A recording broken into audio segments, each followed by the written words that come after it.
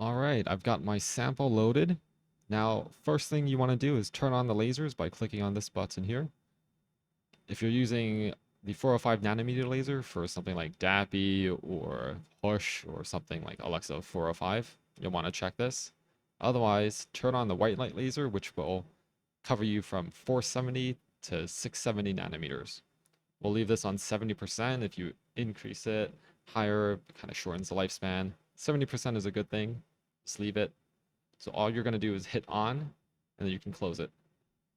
Now, if you're setting up a new experiment, you can use this die assistant, or you can manually create it yourself. Here I'm going to show you how to do it with the die assistant. Left click on here, wait a second, and here the search bar works pretty well. So I know I'm using Alexa 4555 with Phalloidin, and I'm going to also include my other die. I don't quite see it here, but that's okay. Oh no, here it is. Perfect. I'm going to say I'll use my HyD for this red and for this far red. It could be a HyD as well or a PMT. Doesn't matter so much for me, but if I look down here, I can see. I'm gonna go with PMT. I know this 640R die is with WGA, and I know it's really bright. I'm gonna hit just PMT. Here's a great chance to set the colors. So I'm just gonna choose, how about magenta for red, and for far red. Sure, how about green? With these two fluorophores, Leica's giving me three options. I can do simultaneous or non-sequential. I could do line sequential, or I can do frame or stack sequential. Here, ideally, I care about speed. I also don't want crosstalk. I'm going to instead choose line sequential, just because I like having the update as soon as possible. I'm going to hit edit. And then the key thing is I'm using the white light laser. I've asked for a high D on my Alexa 555 channel. So I want to keep the collection at least 5 nanometers away from the excitation wavelength. So you can see laser lines here. That's what the white light laser is going to be tuned to. So this is 5 nanometers away. So that's good. I also don't want any moving mirrors, right? Because that all takes time when you're switching. So let's go ahead and make sure that this is also at least 5 away from this 642 laser. So we're good. We don't need to change anything for this Alexa 555. Now for the 640R channel, we're going to give it a little bit more room. This is a PMT. There's no time gating allowed with it. So we're going to bump this up to 652. And out here, it's kind of unlikely that there's signal. So I'm just going to kind of bump it back a little bit. Doesn't really hurt, but I'm not really hurting for light with this channel. So I'm going to hit apply. And you'll see that things will be set up here. So it knows this is Alexa 555. If I switch to sequence 2, now it's the far red. I'm actually going to switch these around. I like to image from long wavelength to shorter wavelength, just to avoid pre-bleaching those shorter wavelength. So now, although it says sequence 2, it's going to be imaged first. You can see that this laser line is active, the 640. Here are the laser powers. So I'm going to just hit live, and then we're going to end up focusing. All right, we're already pretty much right there.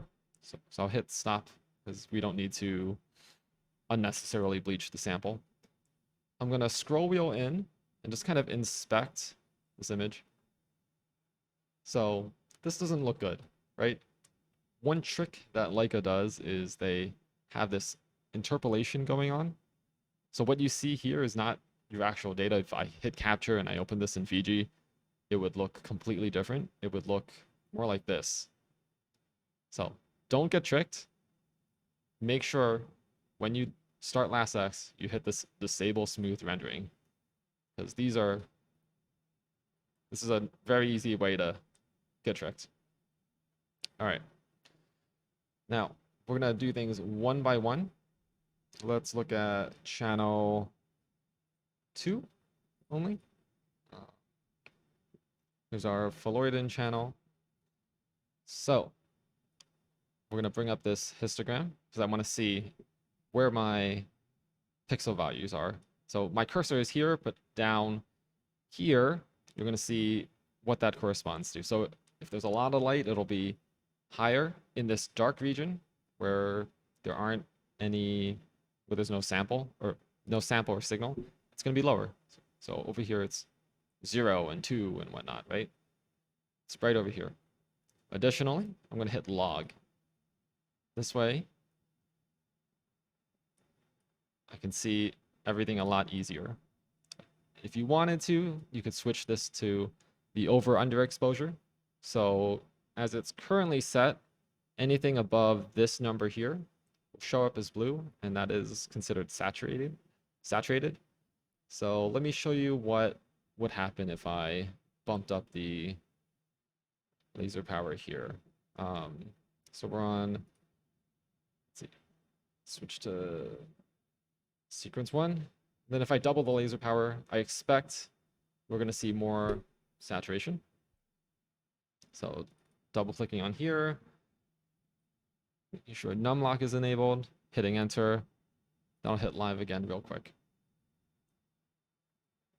All right, it's acquired an image. Everywhere we see blue, right? 255, 255, 255. That's all lost structure. You have no idea what the true intensity value should be. You've saturated the detector, so this is not good. Right? This does not lead to a faithful representation of your data. And if you maybe had smooth rendering on and you're zoomed out like this, and you're not paying attention to the histogram, or you're not using this over-under, it's very easy for you to acquire images that you would then have trouble quantifying. So definitely ideally use the histogram, because then you can see kind of how much room you have to play with and whether or not you're sacrificing dynamic range. So I know the sample's pretty bright. I'm going to go ahead and turn the SmartGain down. So that's this region down here. I can also rotate the panel, but for now, I'm just going to slide this down. So when I slide this down, I expect all of these values to be shifted to the left, right? They're not going to be scaled as high. So we're going to hit live. All right, no more saturation, but now my image is dark. Is that a problem? Not really. You can kind of tweak the lookup table setting here. And lo and behold, if I hover over these values, they're not 255. They're not saturating the detector, right? So this is better. But making out the structures, like if you wanted to look at these filaments, right? It is very difficult. It's very pixelated. And the reason for that is because of the region over here. So by default, LastX starts you with 1.0 zoom and a 512 by 512 format. You can see what that corresponds to in image size. So this entire square is 185 by 185 microns, and each pixel is massive for a 63x objective at 361 nanometers. So we're going to zoom in again at some place like this. I'm going to increase the number of pixels within this image. So I'm not changing zoom at all. So the image size doesn't change. I'm just going to divide this image up into smaller blocks, essentially. So image size, 185 by 185. Still 185 by 185, but the pixel size has been cut in half, right? So I've hit live again.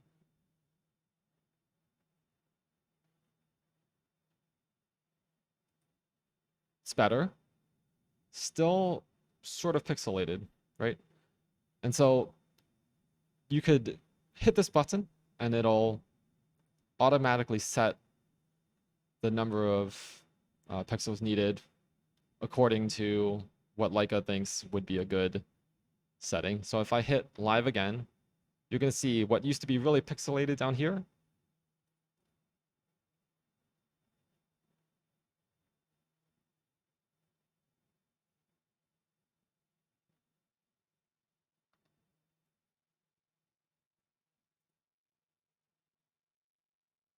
Still a little noisy, but there's enough to kind of see, oh, hey, this is maybe 5 pixels across or something like that.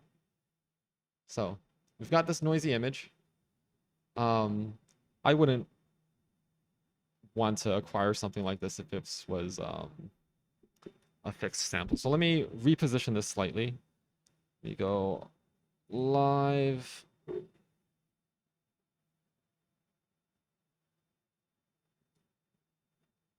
All right, actually, let me hit stop. We don't need to be scanning at high resolution, so I'm going to change that to 512 by 512 for a snappier updating, right? All right.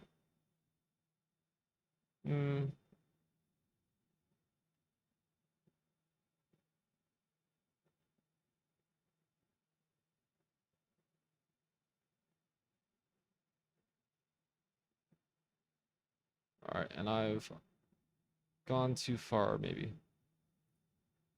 All right, so I'm going to hit stop. I'm going to embarrassingly go back to the eyepieces and find it. All right, I've gone back to the eyepieces. Let's go live again, and we should be kind of close. Sure, just a little focus necessary.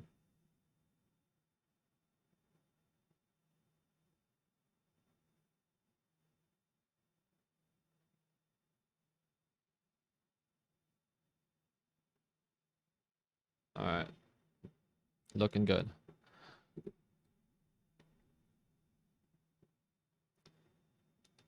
So we're going to switch back to something like 2K by 2K. We go live.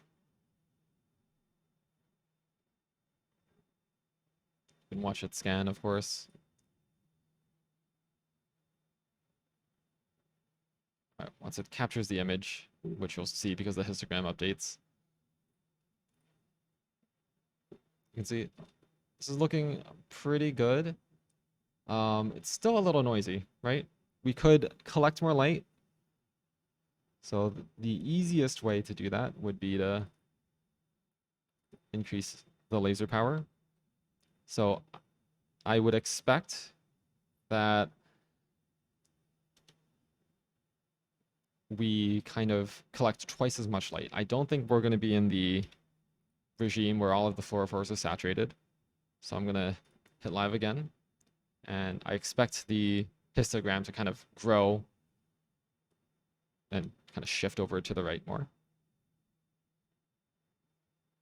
All right, and it did. However, it's still dim, right? But that's just really a lookup table setting. So you can move this slider down, or you can move this down. You can also type a number here. You could also rely on auto scaling. So this is looking noisier, or sorry, looking better, a little cleaner. There's a little vibration here. The table is floating, so maybe what we want to do is to add some line averaging or frame averaging. Let's do 4. What I expect is this sort of noise to go away. I hit live. Actually, let's just capture one image. If you want to zoom out and see everything, hit this button.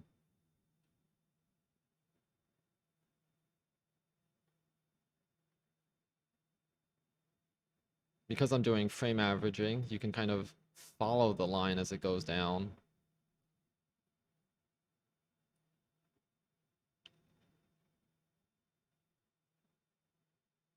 Yeah, see, it's like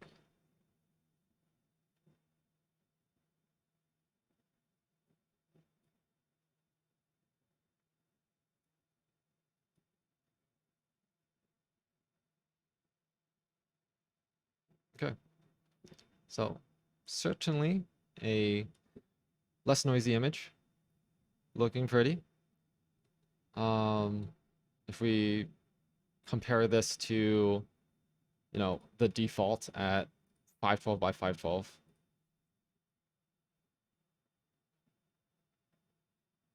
Whoops, let me hit cancel. We didn't have any averaging.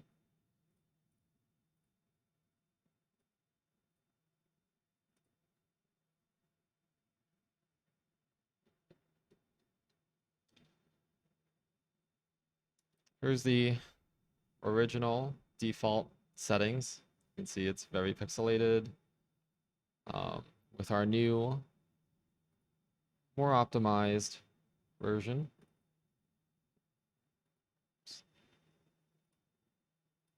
it's this one. A little bit more difficult to see those pixels compared to this, right? So any sort of this fine structure, it's going to be really difficult to make any assessment if your pixel size is much too large. So keep that in mind. Make sure you're not saturating. And what could we do to improve this? All right, going back to our 2K by 2K, because 90 is pretty reasonable. If you really want to get the 80 nanometer, you could do that. You could also change this yourself by hitting this plus. You could, if you didn't need a big field of view, for example, let's zoom in a little bit. Let's only focus on maybe this cell. So if you're never gonna need a big field of view, maybe you have very sparse cells, right? You can increase the zoom, and you'll see that image size and pixel size changes. Of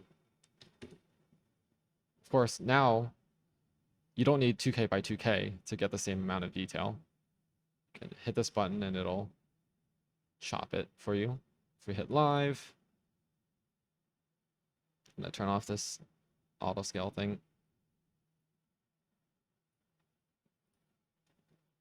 Our field of view is now 92 by 92 microns, as seen here.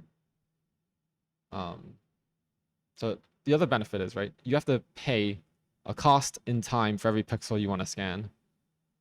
So doing this, we kind of save time, especially as we're still optimizing acquisition settings.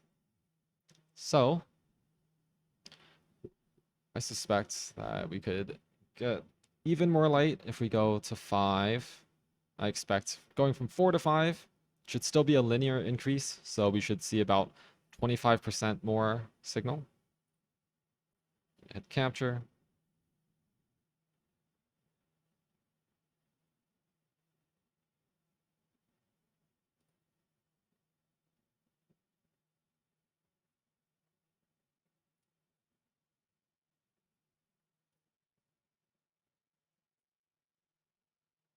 All right.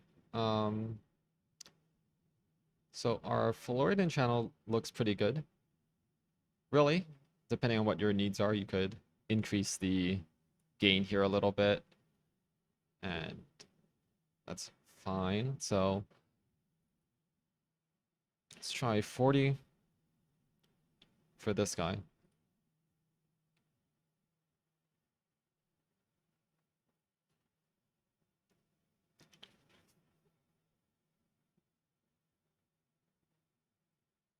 Okay.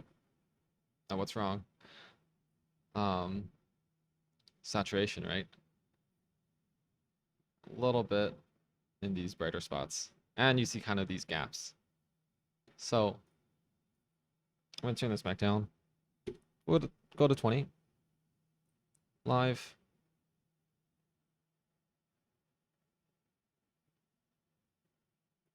Cool. No saturation. And if we go back, pretty reasonable looking image. And this is without any kind of frame averaging, right? So this is perfectly usable. This WGA channel, however, needs work. You can see it's very noisy. I know that it's a pretty good label and that it's pretty bright. So let's go to sequence 2. And we're going to change this now to 3% to start off with. And this gain at 800 is absolutely going to be really noisy. So let's try 700. If we go live, we don't need the other one anymore. It's looking better. Still very noisy, right? And there's saturation. So I'm going to turn the gain down even more, maybe 650. Maybe we'll bump this now to 5%. Live.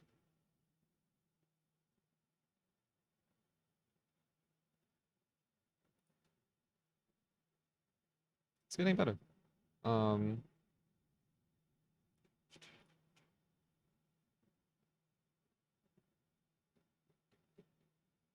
This one definitely still more noisy, right?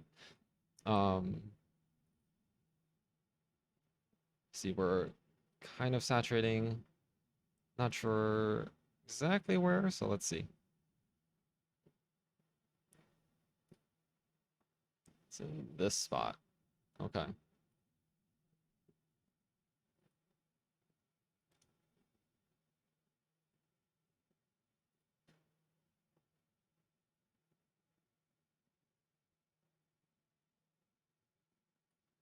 Okay. No more saturation. Still looking a little noisy. Best way to fix that is to gather more light.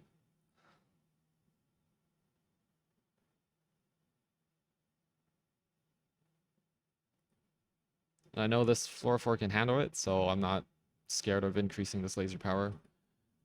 Let's try 9.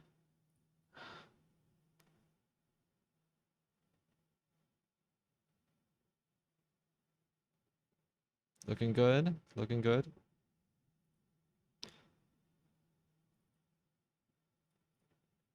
All right, let's try 11. That probably means we're gonna need to turn down this gain a little bit. Oops. Try 575. Live.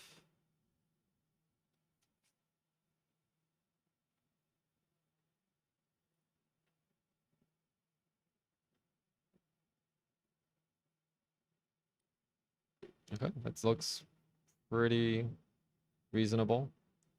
Especially if we toss in some frame averaging for this, right? So maybe 2, this one. And let's hit capture image and let's see what we get.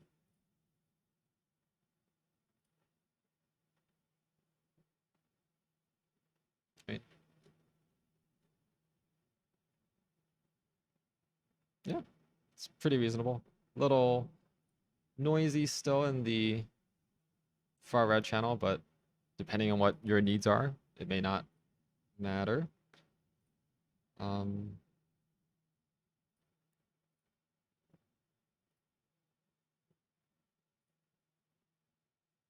We can show the color merge here if we want.